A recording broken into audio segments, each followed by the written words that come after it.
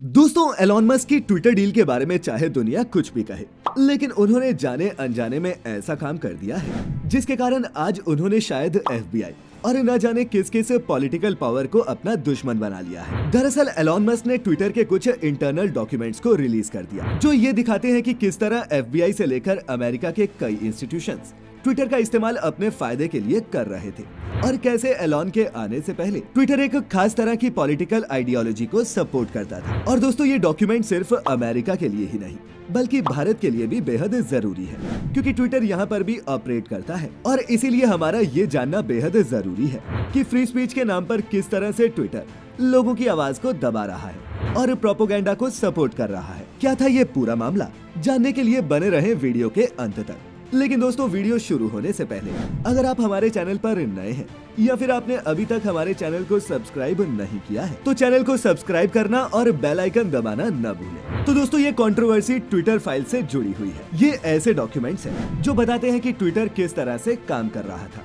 बता दें कि एलॉन ने ये डॉक्यूमेंट्स मैट ताइबी और बैरी वेस नाम के दो इंडिपेंडेंट फ्रीलांस जर्नलिस्ट को दिए थे, जिन्होंने इनकी जांच की। ट्विटर फाइल्स की पहली रिपोर्ट में जो बाइडेन के बेटे और यूक्रेन के बीच में लिंक्स की खबरें आई थी। तो हुआ यूं था कि अमेरिकी इलेक्शंस के दौरान न्यूयॉर्क पोस्ट नाम के अखबार ने एक स्टोरी पब्लिश की जिसमें यह कहा गया कि जो बाइडेन के बेटे हंटर बाइडेन ने अपना लैपटॉप ठीक करवाने के लिए एक शॉप में दिया था, जहां से कुछ डॉक्यूमेंट्स लीक हो गए जो ये दर्शाते थे कि हंटर बाइडेन और यूक्रेन की सरकार के बीच में कुछ डील्स हो रही हैं, जिसमें हंटर बाइडेन रिश्वत ले रहे हैं ताकि वो यूक्रेन के लिए अमेरिका में फ्रेंडली पॉलिसीज को आगे कर सके। तब रूस यूक्रेन का युद्ध शुरू नहीं हुआ था, लेकिन इस खबर ने तहलका मचा दिया। जो बाइडेन ने इस तरह की किसी भी डील से इनकार किया, लेकिन माना जा रहा था कि इस खबर के कारण ये भी मुमकिन था कि जो बाइडेन इलेक्शन हार जाए। लेकिन तभी ट्विटर ने न्यूयॉर्क पोस्ट की इस स्टोरी को अपने प्लेटफॉर्म से हटा दिया।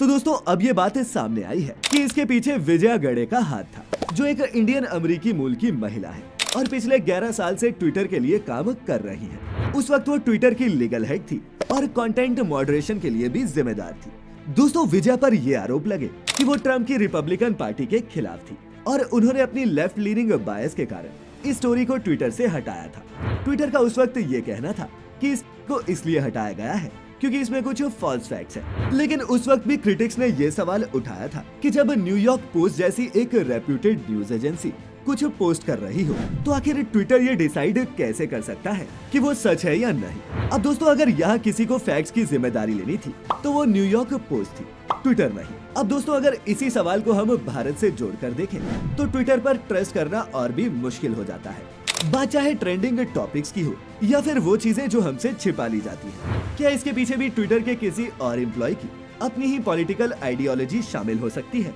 ट्विटर फाइल्स के दूसरे इंस्टॉलमेंट में हमें विजया का नाम देखने को मिलता है और ये इंस्टॉलमेंट डोनाल्ड ट्रंप को बैन किए जाने पर था। दोस्तों, ये बात तब की है जब यूएस इलेक्शन रिजल्ट के बाद 6 जनवरी के दिन लोग कैपिटल हिल पर पहुंच गए और उन्होंने यूएस की सेनेट में काफी तोड़फोड़ की। ट्विटर का कहना था कि उन्होंने डोनाल्ड ट्रंप को इसलिए बैन किया ताकि हिंसा न भड़के। लेकिन ये एक तरह से ये दिखाता है कि कैसे ट्विटर एक स्पेसिफिक पार्टी को टारगेट करती थी, क्योंकि बिना किसी ऑफिशियल इन्वेस्टिगेशन के उन्होंने ये बात मान ली कि इस हमले के लिए डायरेक्टली डोनाल्ड ट्रंप जिम्मेदार थे। अब अपने देश में भी हमने ये कई बार देखा है कि ब्लू टिक वाले यूजर्स को भी ट्विटर से रिमूव कर दिया जाता है। मशहूर फिल्म एक्ट्रेस कंगना रनौत इसका एक प्राइम एग्जाम्पल रही, जिन्हें कुछ ही दिन पहले ट्विटर ने दोबारा रिस्टोर कर दिया। लेकिन दोस्तों, ट्विटर का अगला खुलासा इससे भी बड़ा था।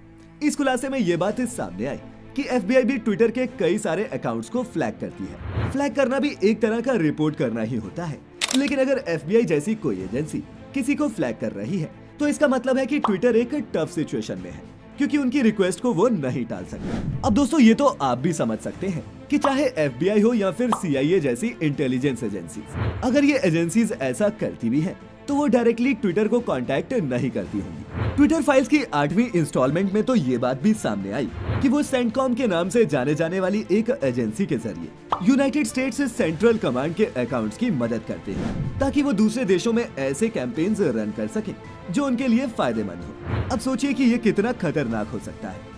मान लीजिए कि एक देश में ऐसा लीडर है जो एंटी अमेरिका है, तो ऐसे में अमेरिकी सरकार ट्विटर की मदद से उस देश में इस लीडर के खिलाफ कैंपेन्स रन कर सकती है और उस लीडर को सत्ता से हटवा सकती है। अब दोस्तों, ऐसा नहीं है कि वर्ल्ड की सुपर पावर्स इससे पहले ये नहीं करती थी, लेकिन एक सोशल मीडिया प्लेटफॉर्म के जरिए ये सब करना बहुत ही आसान और प्रैक्टिकल है। इसके अलावा ट्विटर फाइल्स में ये बात भी सामने आई है कि ट्विटर ने FBI को जो सर्विसेज दी थी, इसके लिए FBI उन्हें पेमेंट भी करता था और अभी भी FBI ने ट्विटर के $34 लाख पे करने हैं। अब दोस्तों यहाँ सवाल ये उठता है कि ट्विटर FBI को ऐसी कौन सी सर्विस देता था जिसके लिए FBI को उन्हें इतना बड़ा अमाउंट पे करना है। अब इन डॉक्यूमेंट्स में तो इस बारे में ज्यादा डिटेल्स नहीं है, लेकिन ये जरूर कहा जा रहा है कि FBI ट्विटर को कुछ स्पेसिफिक लोगों की प्राइवेट इंफॉर्मेशन शेयर करने के लिए पैसे देता था। अब ये चीज इम्पोर्टेंट इसलिए है क्योंकि अगर ट्विटर को एज ए प्लेटफॉर्म आप ध्यान से देखें तो उसे दुनिया के सिर्फ 30 से 40 करोड़ लोग ही चलाते हैं, लेकिन इन लोगों में सभी बड़े बड़े पॉलिटिशियंस, जर्नलिस्ट और हाईली इन्फ्लुएंशियल लोग शामिल हैं, जो शायद आपको स्नैपचैट या फिर फेसबुक जैसे प्लेटफॉर्म्स पर ना मिले। इसीलिए अगर FBI उनकी इंफॉर्मेशन ट्विटर से मांग रहा है तो इसका मतलब है कि FBI उस इंफॉर्मेशन का इस्तेमाल अपने किसी न किसी फायदे के लिए करता है। इसके अलावा ट्विटर ने यह भी कबूल किया है कि वो अब तक कई लोगों को शैडो बैन करता आया है। शैडो बैन उसे कहते हैं जब ट्विटर आपको पोस्ट करने से नहीं रोकता, लेकिन वो आपकी पोस्ट ज्यादा लोगों को दिखाना बंद कर देता है और जब तक कोई आपकी प्रोफाइल पर न आए उसे आपकी ट्वीट या फिर पोस्ट नहीं दिखती। अब दोस्तों इन खबरों ने मीडिया में बहुत तहलका मचाया। इन रिपोर्ट्स के सामने आने के बाद एलॉन मस्क ने विजया गड़े को फायर भी कर दिया, लेकिन जहां एक तरफ एलॉन मस्क को फ्री स्पीच के चैंपियन के तौर पर देखा जा रहा है, वहीं कई लोग एलॉन को क्रिटिसाइज करते भी नजर आ रहे हैं। ट्विटर के पिछले CEO जैक डॉर्सी ने तो ये भी कहा है कि इस तरह कुछ डॉक्यूमेंट्स रिलीज करने से बेहतर था कि एलॉन मस्क सभी डॉक्यूमेंट्स को रिलीज कर देते, क्योंकि इस तरह की आधी अधूरी खबरों से ट्विटर की एक नेगेटिव इमेज बन रही है। कई इंडिपेंडेंट थिंकर्स ने एलॉन मस्क के इस मूव को सही बताया है, लेकिन साथ ही साथ एलॉन मस्क को वार्न भी किया कि FBI और इस्टेब्लिशमेंट से पंगा लेकर उन्होंने एक बहुत बड़ी गलती कर दी है। कुछ लोगों ने तो यहाँ तक लिखा कि जब 1963 में CIA के खिलाफ जाने के लिए वो अपने ही प्रेसिडेंट का मर्डर करवा सकते हैं, तो फिर उनके लिए एलॉन मस्क क्या चीज है। अब दोस्तों बहुत हद तक मुमकिन है कि कुछ वक्त में हमें अचानक से मीडिया में एलॉन मस्क की इमेज को खराब करने वाला प्रोपेगेंडा भी दिखने लगे, लेकिन ऐसा पहली बार नहीं होगा। 2013 में CIA और NSA के लिए काम करने वाले एडवर्ड स्नोडेन ने भी कुछ डॉक्यूमेंट्स लीक किए थे, जिसमें दिखाया गया कि कैसे अमेरिकन इंटेलिजेंस एजेंसी अमेरिका के ही नागरिकों के फोन हैक कर सकती हैं और वो सभी पर जासूसी कर रही हैं। ये एक बहुत बड़ा स्कैंडल था। इसके बाद ओबामा ने इस प्रोग्राम को बंद तो करवा दिया, लेकिन एडवर्ड स्नोडेन को कभी माफ नहीं किया और फिर स्नोडेन को रूस में जाकर शरण लेनी पड़ी। रूस यूक्रेन युद्ध के बाद तो पुतिन ने एडवर्ड स्नोडेन को रूस की नागरिकता भी दे दी। अब दोस्तों ये तो थी अमेरिका की बात। अब सोचिए कि ट्विटर भारत और बाकी देशों में क्या कर रहा होगा।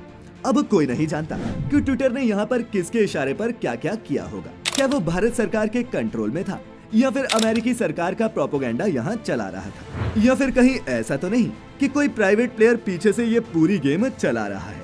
आपका इसके बारे में क्या सोचना है, नीचे कमेंट्स में लिखकर अपनी राय जरूर शेयर करें। उम्मीद है आपको आज की हमारी इस वीडियो से कुछ नया सीखने को जरूर मिला होगा। अगर आपको वीडियो पसंद आई हो तो इसे ज्यादा से ज्यादा लाइक और शेयर करें। फिर मिलेंगे किसी ऐसी ही इंटरेस्टिंग वीडियो में, तब तक के लिए आपका बहुत बहुत शुक्रिया।